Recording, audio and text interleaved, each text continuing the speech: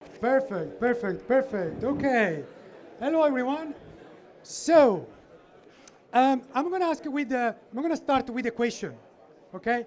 How many of you can create slides and present in PowerPoint? Come on, come on. How many? Oh, fantastic, fantastic. I'm going to change the question a little bit. I'm going to make it a little bit more harder. How many of you can create and present in virtual reality? Okay, only one and two. Okay, for everyone else, don't worry, because something magic is going to happen here in the next 10 minutes. Okay, thank you so much.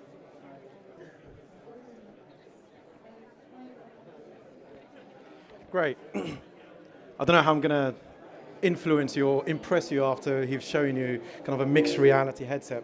But the first thing that we're going to start with is, first of all, in our industry, there's loads of acronyms, there's loads of buzzwords that we use, starting from LMS, LXP, digital learning platform, virtual reality learning platform, and now we have this thing called metaverse, VR, AR, MR, XR. So it's nice to understand what is the difference between the others. So what Frank has shown you now is actually a VR headset, but also it's the first headset that has mixed reality that is affordable and for enterprise. And that falls under the virtual reality umbrella. So it's actually when you're fully immersed in a virtual world. On the complete end of the spectrum, you have what is called augmented reality. The easiest, best way to explain it is Pokemon Go. Who here has kids that actually told them to go to a local park to go and chase a dragon or Pikachu or something annoying, right?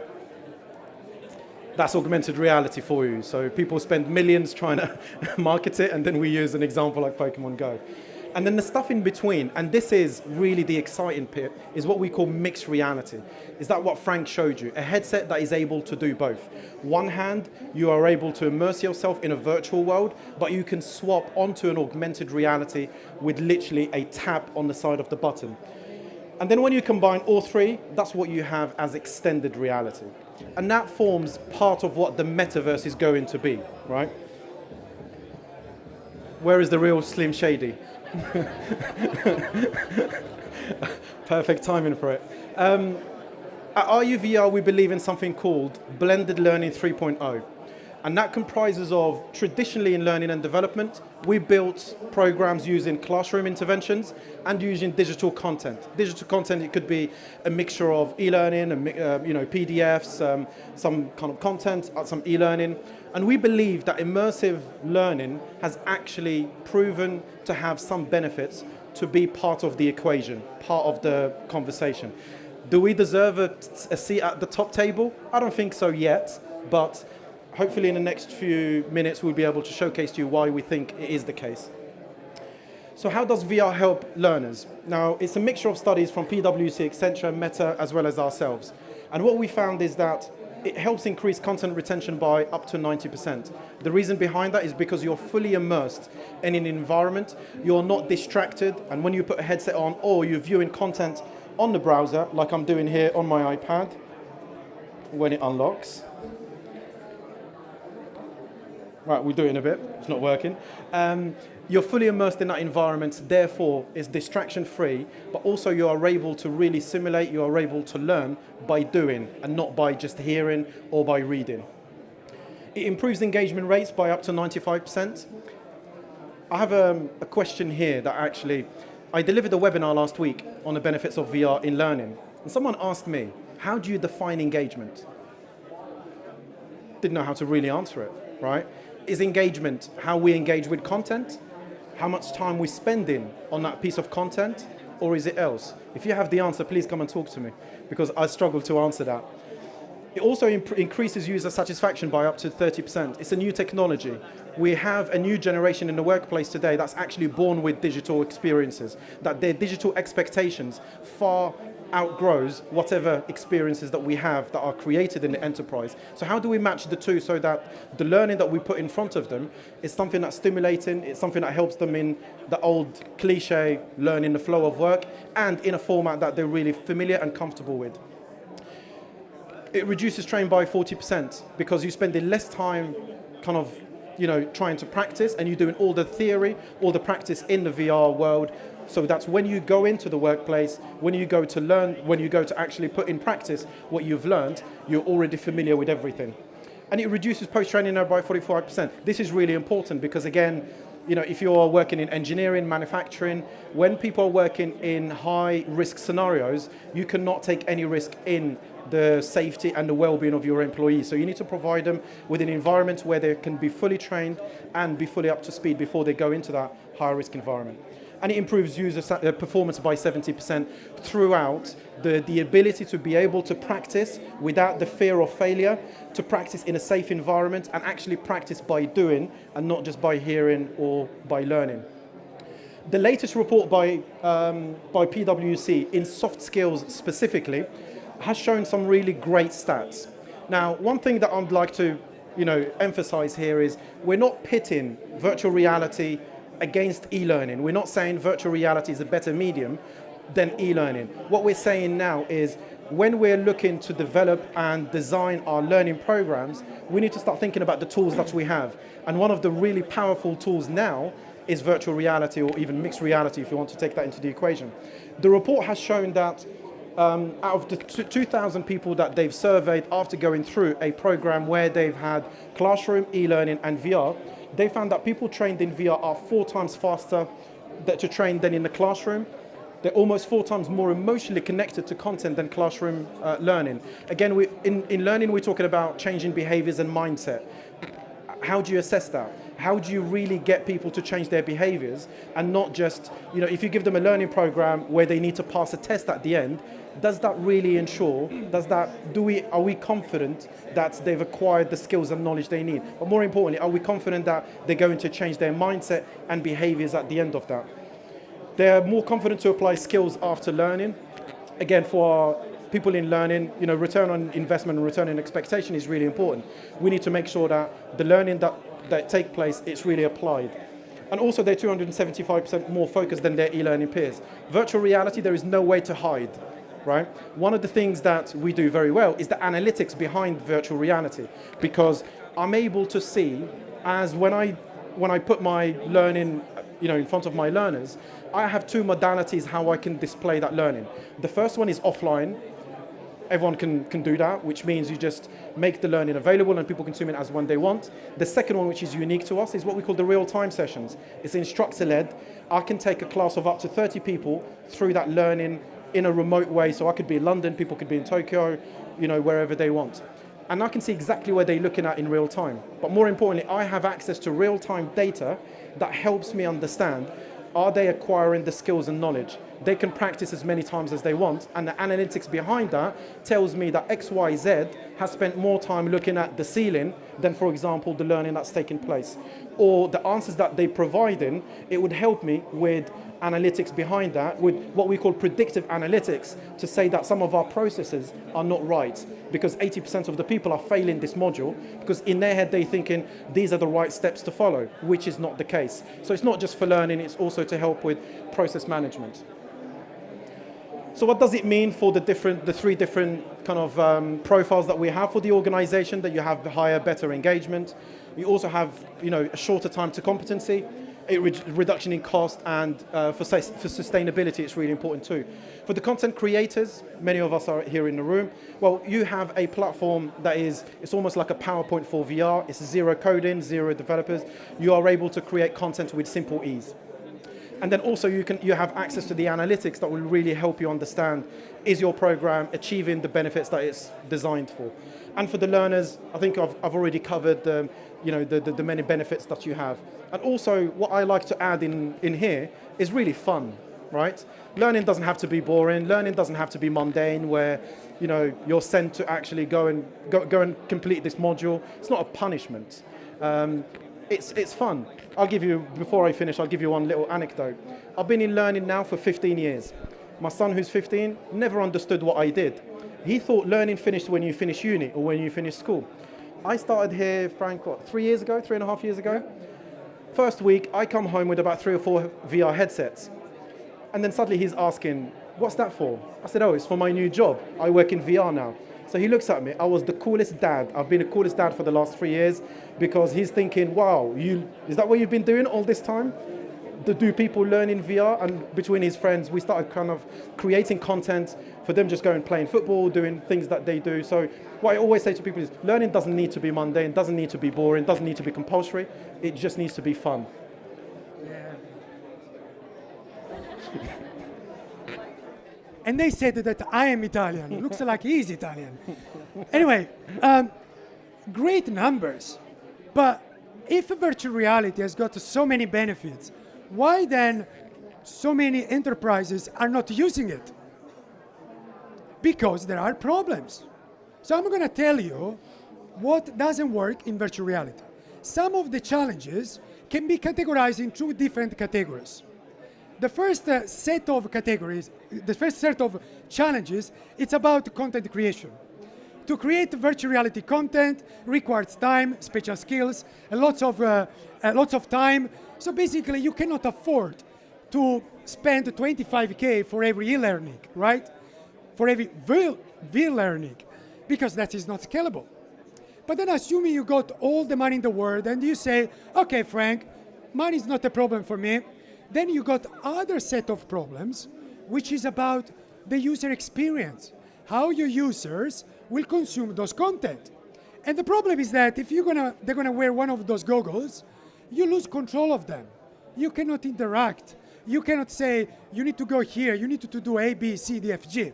And more importantly, I cannot ask you to buy 100 of those devices tomorrow. Your IT will never approve it, right? So that is some of the key reasons why virtual reality is not a scalable technology today. Not anymore, okay? So we fixed those problems. So I'm gonna tell you now the how. ARuVR, it's the first platform in the world which allow any subject matter expert, any single of you, creating virtual reality courses by yourself, like you're doing a PowerPoint, as Mehdi said. And then your users can consume the content, not only using the VR headsets, but also the laptops, their phones. Of course, the experience is not immersive.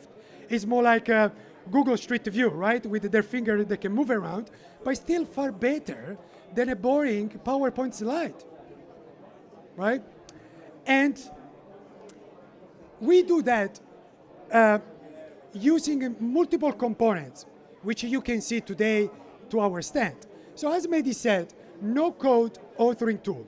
Some of our clients called us the PowerPoint for virtual reality. I don't like that. We are much more advanced than PowerPoint. Some other called the articulate of virtual reality. I like that better. But simply, you got millions of virtual reality assets for free that you can use to build your virtual reality course by yourself. And then once you create the course, you can distribute on demand, simply like an e-learning. People can consume the content when they want, or instructor-led. This is where we are very unique as well.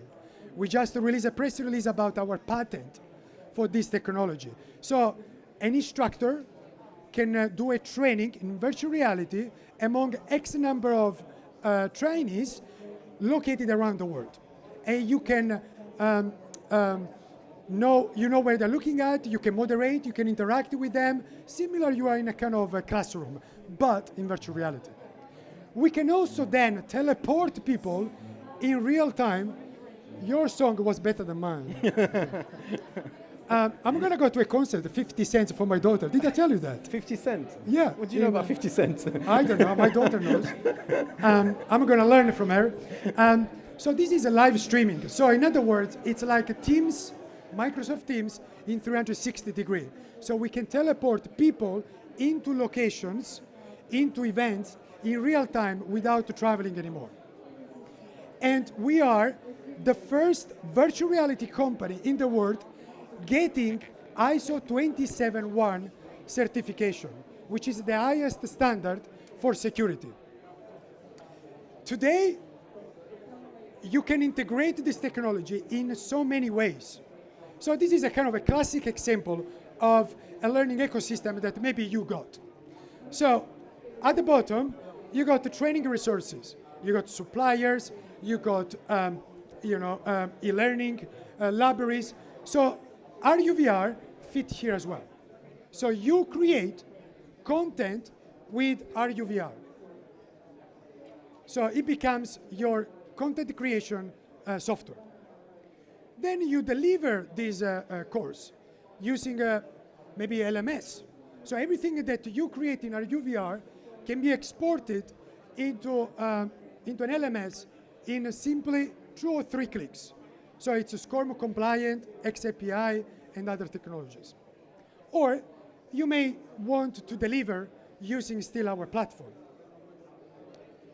You can also incorporate any immersive courses into your learning experience platforms, or if you don't have one, into your intranet with your Microsoft SharePoint potentially. Or again, you can still use our system. And then at the end, your users has got on-demand components like eLearning or instructor-led. So this is a fully integrated already into your ecosystem software. Today we got a lot of clients, primarily enterprises. That is our focus. We are leading into the enterprise market. The majority of our clients come from UK, where we are headquartered, but also we got clients around the world, Europe, Mexico, Canada, USA, So those are some examples of our clients using this platform, and these are some of the great benefits that they are experiencing with our platform. You can find the details on our website with all these feedback, as well as case studies on that. Our work. One thing to add here, 80% of our clients have never created or rolled out VR before, right? So that gives you an indication that, a lot of organizations, when they start thinking about immersive technologies or immersive learning specifically, it's that the unknown kind of like fear. Where do we start? How do we start? What's an easy tool to use? Well, you're in safe hands because, as I said, 80% of the people never created that. So we take them on that journey together. Thank you. Yeah. And it's most important because I come from an L&D background as well, although I'm involved with virtual reality since 1995. So it's a good combination, a good experience, but also it's really nice to see our work recognized by the Learning Tech Awards. So ARuVR, it's finalist in the best digital learning program. So it's important to say that this is not just tech. It's also working on really transforming your training programs. We're also finalists at the best simulator learning. And most importantly for us, we are finalists at the most innovative new learning product of the year. So for some of you that will come at the gala on the 13th of November, it would be great to have a champagne together at the event. But this is not just about ARuVR. This is a global learning application using this technology. I have got in my hands a global directory of XR case studies. So you got more than 500 companies. It's an Excel that I can give to you if you are interested. It's an independent library of who has done what, when they did it, and what are the use cases. So as you can see, it's not just our clients, it's a global deployment of this technology to transform, to move into the blended 3.0 experience. So I'm happy to share this Excel with you after the presentation.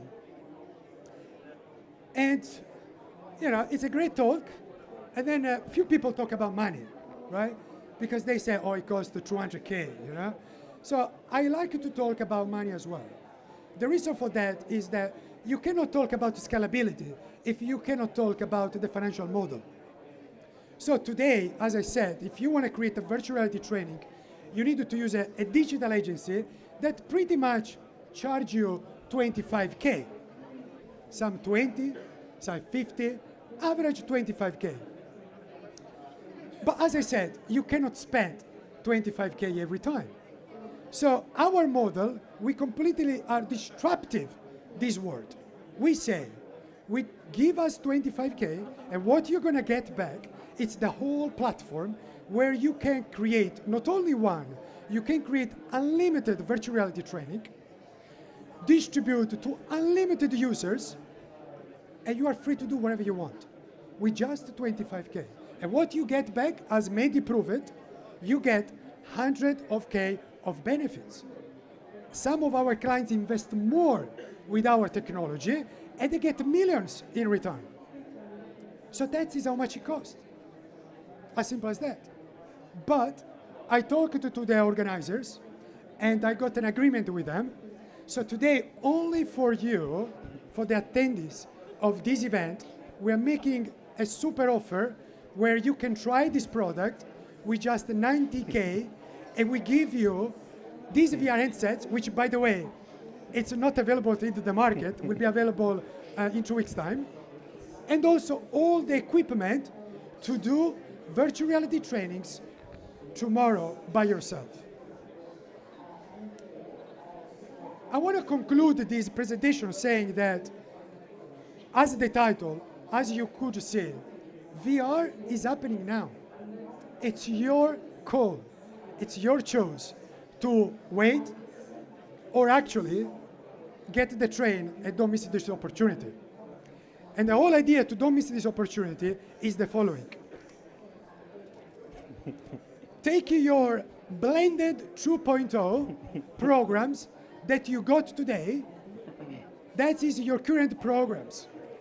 But with immersive technology, you can expand into a massive program and a massive benefits for your organization. Thank you. Any questions?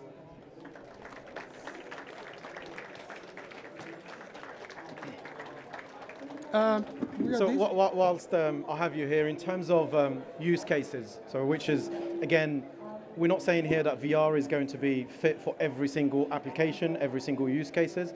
We like to categorize them in 2 different areas. So the first one is anything to do with learning and development. So think things like onboarding, induction, health and safety, hazard awareness, anything to do with high risk training, things like virtual walkthroughs of buildings, etc.